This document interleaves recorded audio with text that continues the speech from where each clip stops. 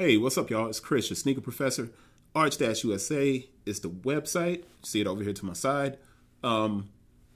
This YouTube channel, I'm doing a bunch of reading of books. And I mean, it's a little bit outside of the norm of the sneaker coverage, but I'm back with some sneaker coverage today. And in particular, I chose to do this article because I think it's really important to get this out and address a couple of the elephants in the room, right? Here's the article. You see it to my side. Under Armour's Black History Month drops have been both empowering and dope, but it doesn't matter, and here's why. And I want you to kind of tick mark important points here so you can have this discussion if you want to. Now, nobody's bringing it up on sneaker social media. I haven't seen it on websites outside of just kind of an obligatory PR post. But as you know, I don't like to do the PR post. Here's the pictures. Here's the shoes. It's dope. I don't like doing that. I like to look at things and actually analyze it and see why certain things work or don't work. And in this instance, I'm going to be discussing why, although Under Armour has done a fantastic job on these drops, why it doesn't matter. And I'm going to give a little bit of a hint of how they could fix it. But let's get into the article. Here we go. So Under Armour's Black History Month drops have been both empowering and dope, but it doesn't matter. Here's why. The spate of Black History Month sneaker collections has diminished considerably. If you've looked around, you haven't seen that many of them. But Under Armour has made an effort to consistently outdo itself every year over the last 5 celebrations of Black History Month. The brand has delivered collaborative efforts with this generation's Gordon Parks, Devin Allen. And if you hadn't seen those collections and you don't know who Devin is, he's an amazing photographer from Baltimore. He just put a book out. I need to drop the book over here to my side so you can see it. But the guy's incredible, man. Amazing photographer, young brother from Baltimore. Anyway, Under Armour has made partnerships with their hometown HBCU, Morgan State. They've also partnered with Jackson State. But I'm going to get to that a little bit later. This year, the brand has delivered another collection filled with incredible color, design, functionality, which is most important. In this year's set are performance footwear options like the UA Clone soccer cleat, the women's hoop sneaker, the Flow Breakthrough 3 worn by a Boston, South Carolina. I'm from Tennessee, but I like Boston, and South Carolina is like the bomb. Anyway, I digress. And the brand actually went back into the archives to redeliver the Curry 1 Black History Month sneaker, which celebrates Lewis Latimer. And if you don't know who Lewis Latimer is, look him up. And it's the perfect kind of celebration because when you see Steph Curry, you know that the lights are getting hot and he's about to light up the whole arena with these 3-pointers. So Lewis Latimer makes perfect sense. Look it up if you don't know who he is. There have been real efforts placed into the creation of the footwear by Under Armour for this collection. And obviously I've been dropping these pictures throughout and you can see them. But here is the issue. And it's not bad design because a lot of people are going to look at the shoes and say, oh, well, the shoes are whack. The shoes are blah, blah, blah. Design is a personal option, a personal choice. I can say something's dope. You'll say that it's whack. It's up to the personal preference, but it depends on who you're marketing to. The colors, the way they've created these shoes, you can see culture inside of them. They have hang tags that say Black Liberation, Worldwide, Worldwide Aspiration. They got all of these great cues, fantastic colors. A lot of thought and effort went to the design of the apparel and the footwear. But Under Armour doesn't understand something that's very critical. They, like all brands, it's not just Under Armour, they're not educating the consumer enough to break one thing. The Black community has a familial bond with Nike. What do I mean by that? People will defend Nike. Black folks in particular will defend Nike. And you can ask a young cat, why aren't you wearing these? Or why won't you wear these? And they'd be like, no, I don't wear nothing but Nike. It's going to take an extensive amount of effort to explain to black folks why black folks should care about Under Armour. And that isn't even solely an Under Armour problem. Every brand has to deal with the hold that Nike has on the black dollar. I don't think you can't get a white analyst to get on a TV show and talk about this, or an Asian analyst. In this instant, it takes a black person who can speak from experience and speak from research and everything else to say what I'm saying. Obviously, it's not that comfortable for me to even say it on camera because it brings up a discussion that nobody really wants to have, I don't think. But I was talking with one of my favorite analysts about something I labeled as the Nike Moat. And a moat is, the water around a castle, right? And it's usually filled with something, or the moat has spikes and it's not a water. It may have spikes inside of it, so people can't cross the moat and get to the castle, right? In my book on Nike's Consumer Direct Offense, I explained that Nike has a hold on one segment of consumers, and that segment of consumers keeps Nike propped up to the extent that that segment allows Nike to take risk on a whole bunch of stuff that no other brand can do. No other brand can take these different chances that Nike does without the fear of losing too much ground. Nike has a lock on the minds and hearts of black consumers. I said that, and somebody wants to talk about this, write me, ask me, but I don't care what you say. You can't really argue that. With black folks wearing Nike, it's like a birthright. And it's created this moat around Nike's castle. And that moat is literally an untraceable demographic in the cash customer. Now, my goal isn't to focus on Nike in a post about another incredible collection by Under Armour that will support the black community this year via their HBCU Combine program. Now, you look at what Under Armour is doing. Our HBCU Career Combine program supports HBCU student athletes on the field, in the classroom, on the job, with leadership development, career preparation, networking, and scholarship opportunities. Dude, they've made a collection, and you got these vans stuck in the middle. That's an ad. They made a collection that is, it caters to helping black students to become a part of the sneaker industry job complex. That's critical when you're trying to sell a people or a group of people something. You simply shouldn't walk in and try to sell a group something without doing something for that group. It's just reciprocity, man. It's a rule. The program is being rolled out at Morgan State and at Jackson State. I think to an extent it might be at South Carolina in their research department as well, but I'm not sure because they posted an article and they took it down. And I'm like, why'd you guys take it down?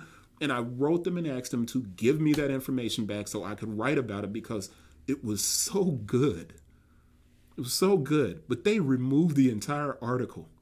Most companies have pretty much given up on creating Black History Month collections because inevitably they are trashed by the demographic the brands assume are buying sneakers.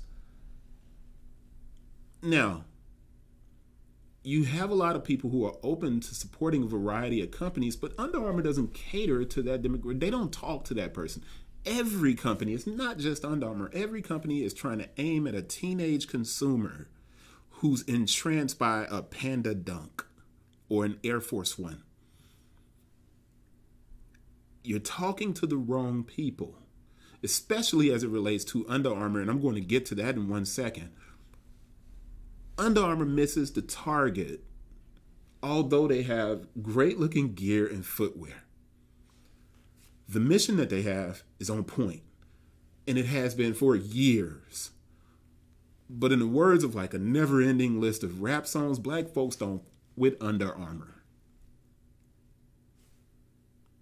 Now, would anybody else get on a video and say that? Probably not.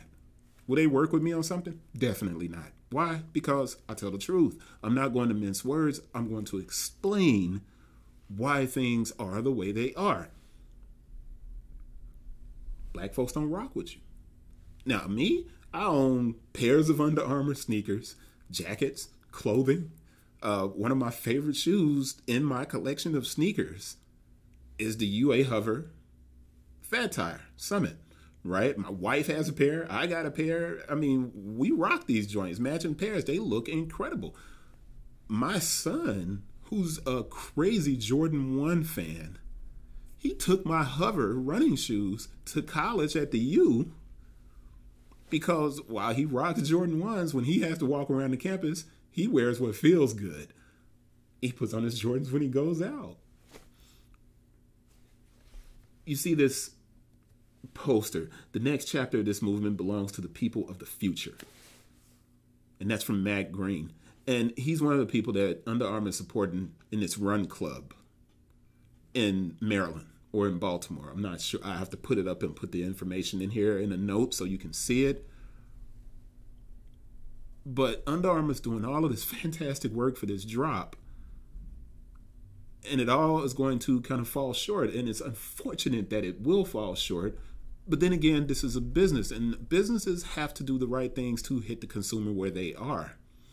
Now, when I look back at what Under Armour did as far as their C-suite, which is the executives, the people at the top, when I wrote an article about that, I came down really hard on Under Armour because they are the youngest brand that's around, the youngest of the big brands. When we talk big threes and we say Under Armour, Adidas, and Nike or New Balance, Under Armour's new. Under Armour's it's the baby of the entire group, which means that that company should have had diversity built into its DNA because the dude that started was a football player, and you know he was on the team with a bunch of brothers. But when I looked at their C-suite, it was empty of black folks. Now, that's changed. That's changed. They've done a lot of work on diversity and inclusion. But when I looked at that article back then, a lot of people were in my ear about the lack of culture at Under Armour. I talked to former employees, and they said that the company pushes the black voice to the back. But since that time, Under Armour has created BEAT, Black Employees Achieving Together.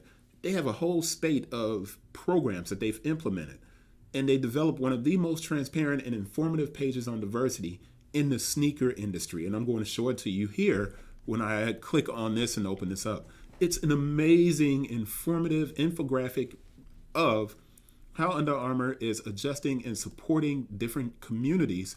But more important, when I scroll down here, you're going to start seeing what the company breakdown is. This is critical to understanding your brand and giving important information to a consumer who may be interested in this. I'm interested in it. The people buying sneakers are probably not. And they probably won't even question or go look up what their favorite brand's employee breakdown is. And most brands do have this on their website. I just love the way this is displayed on Under Armour's website. Love the way it's displayed, right? So you can go through and find all of this information on BEAT, their Unified, their Asian Development, the Latino Alliance. It's just a great. And then they have the veterans, of course. It's a great breakdown of information. If you want to go and check that out, definitely do it. Back to this collection. Design of footwear and apparel, along with the investment in community and youth sports, has been elite by Under Armour. But Under Armour's missed opportunities show that there's a component inside of the brand that isn't being heard. And this goes back to the original discussion that I just had on the C-suite and what I wrote and listening to different employees. Something's missing there. Under Armour I was going to say is, but I can't, was one of the only brands that could have breached the moat around Nike. In the last 3 years, that company had a Trojan horse in Deion Sanders at Jackson State University. This offered Under Armour an opportunity to completely saturate the tri-state area of Tennessee, Mississippi, and Arkansas. This is the richest historical one of the richest historical areas of black culture in the country. Tennessee, Mississippi, Arkansas. It's the Blues Trail. It's you sit in Memphis and you are 3 hours from Nashville, 5 hours from New Orleans, 6 to 7 hours away from Atlanta, 8 hours from Dallas, Texas, 3 or 4 hours away from Oklahoma City, 8 hours from Chicago. Memphis is a hub, and Jackson State is loaded with Memphians, people from Arkansas, Tennessee, and Mississippi. And Under Armour did diddly while Dion was there. So frustrating to see, because in order for the sneaker industry to be healthy, brands have to be able to compete with the machine that is Nike. So then you think about the fact that 2023 has already been labeled by sneaker culture as the year of Jordan for obvious reasons. And then when you recognize that Coach Prime is now at a Nike sponsored school and the window is closed for Under Armour, actually, it's not. Not really. It's not really closed. Let's get back on point. This new collection from Under Armour is good. It's very good. But Nike has filled the moat with piranhas and sharks. Under Armour had access to a drawbridge, but it's been closed and reinforced. Each year, Under Armour plants a flag as one of the few brands bold enough to take on the challenge of delivering a Black History Month collection with substance. This drop is one that is against the reality of their demographics, and that's an important thing to note. According to Start.io, Under Armour's biggest segment is the 35 plus category. So when you click on this, I have a link in the article. You can click on it and go to it. The company, Under Armour, at one point captured young kids due to Steph Curry's play and presence, but that has diminished as NBA players like Ja Morant and Jason Tatum have become higher profile. The company has now created a newer strategy catering to young athletes. But where does that place this beautiful 2023 collection for Black History Month? It leaves the Black History Month 23 collection to the rapidly shifting sands of sneaker drops and sports events in the month of February. February is too loaded to go into it half-cocked with a small collection that's not aimed correctly. This collection is probably going to be overlooked and overshadowed. Super Bowl, All-Star Weekend. But the collection shouldn't be overlooked and overshadowed. It's beautiful. And it has purpose and substance. It's an attempt at doing the right thing the right way. Unfortunately, the collection is aimed at UA's smallest demographic without the reach to plant at least one seed.